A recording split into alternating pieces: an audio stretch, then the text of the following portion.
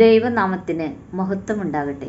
സഹോദരങ്ങളെ, ഈ ഭൂമിയിൽ നാം സ്വതന്ത്രരാണോ? ഭൗതികമായി നോക്കിയാൽ നാം സ്വതന്ത്രരാണ്. ഒരു സ്വതന്ത്ര രാഷ്ട്രത്തിലാണ് നാം ഇന്ന് ജീവിക്കുന്നത്.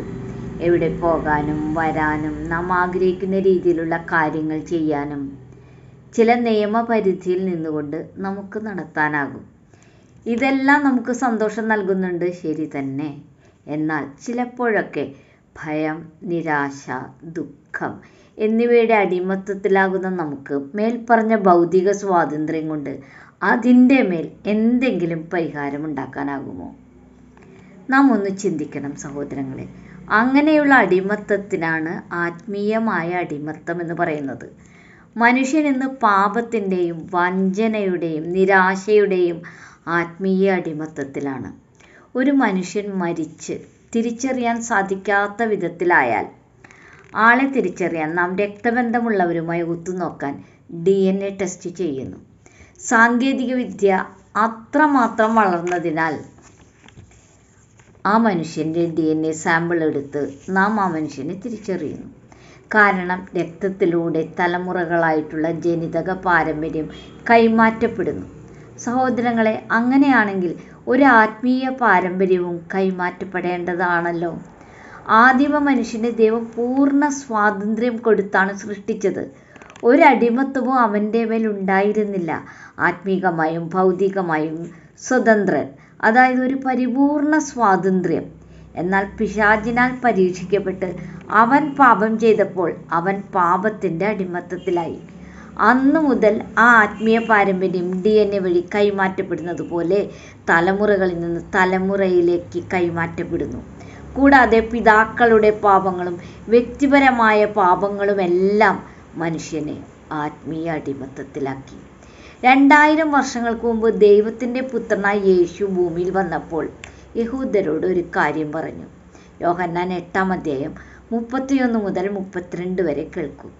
പിന്നെ യേശു തന്നിൽ വിശ്വസിച്ച യഹൂദന്മാരോട്, എൻ്റെ വചനത്തിൽ നിലനിൽക്കുന്നുവെങ്കിൽ നിങ്ങൾ വാസ്തവമായി എൻ്റെ ശിഷ്യന്മാരായി സത്യമറിയുകയും സത്യം നിങ്ങളെ സ്വതന്ത്രരാക്കുകയും ചെയ്യും. ഇങ്ങനെ യേശു പറഞ്ഞപ്പോൾ നമുക്ക് പീലാത്തോസ് യേശുവിനോട് ചോദിച്ച പോലെ ചോദിക്കാം, എന്താണ് സത്യം? യോഹന്നാൻ 14:6 യേശു പറയുന്നുണ്ട്, ഞാൻ തന്നെ വഴിയും സത്യവും ജീവനുമാകുന്നു എന്ന്. യോഹന്നാൻ 17:17 സത്യത്താൽ അവരെ വിശുദ്ധീകരിക്കണമേ, നിന്റെ വചനം സത്യമാകുന്നു എന്നും പറയുന്നു. യോഹന്നാൻ 8:36 അതുകൊണ്ട് പുത്രൻ നിങ്ങളെ സ്വതന്ത്രരാക്കിയാൽ നിങ്ങൾ വാസ്തവത്തിൽ സ്വതന്ത്രരാകും എന്നും പറയുന്നുണ്ട്. എല്ലാം കൂടി കൂട്ടി വായിച്ചാൽ സത്യമായ യേശു തൻ്റെ സത്യവചനങ്ങളിലൂടെ പറഞ്ഞ വാക്കുകൾ കേട്ട് നാം അനുസരിച്ചാൽ നമുക്ക് പരിപൂർണ ആത്മീയ സ്വാതന്ത്ര്യം ലഭിക്കും. യേശു പരിശുദ്ധാത്മാവിനെ യോഹന്നാൻ 14:17, 15:26, 16:13 എന്നിവയിൽ സത്യത്തിൻ്റെ ആത്മാവ് എന്ന് വിളിക്കുന്നു. ആ സത്യാത്മാവ് വഴി നടത്തുമ്പോൾ നമുക്ക് പരിപൂർണ സ്വതന്ത്രരായി ജീവിക്കാനാകും. യേശു ഭൂമിയിലേക്ക് വന്നത് ഈ പാപത്തിൻ്റെ അടിമത്തത്തിൽ നിന്ന് നമ്മെ രക്ഷിക്കാനാണ്. പരിശുദ്ധാത്മാവ് നമ്മിൽ പാപബോധം വരുത്തുമ്പോൾ നാം മാനസാന്തരപ്പെട്ട് പാപങ്ങൾ യേശുവിനോട് ഏറ്റുപറയുമ്പോൾ 1 യോഹന്നാൻ 1:7 പറയുന്നത് പോലെ യേശുവിൻ്റെ രക്തം സകല പാപവും പൊക്കി നമ്മെ ശുദ്ധീകരിക്കുന്നു. അങ്ങനെ നമുക്ക് സ്വാതന്ത്ര്യം ലഭിക്കുന്നു. യേശു പല കാര്യങ്ങളും വചനത്താൽ നമ്മെ അറിയിക്കുന്നുണ്ട്. അതെല്ലാം നാം സ്വീകരിച്ചാൽ നമുക്ക് പരിപൂർണ ആത്മീയ സ്വാതന്ത്ര്യം ലഭിക്കും. മത്തായി 11:30 യേശുവിൻ്റെ നുകം മൃദുവും ചുമട് ലഘുവുമാണെന്നാണ് പറയുന്നത്.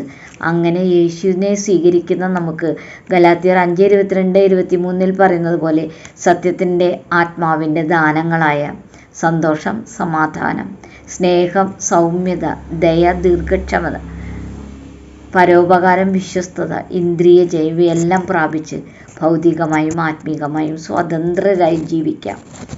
ഭയം, നിരാശ, സംശയം, നിരുത്സാഹം എന്നിങ്ങനെയുള്ള എല്ലാ അടിമത്തത്തിൽ നിന്നും മോചനം പ്രാപിക്കാം. ഈ വചനങ്ങൾ സ്വീകരിക്കാൻ പരിശുദ്ധാത്മാവ് സഹായിക്കട്ടെ. ദൈവമേവരെയും സമൃദ്ധമായി അനുഗ്രഹിക്കട്ടെ.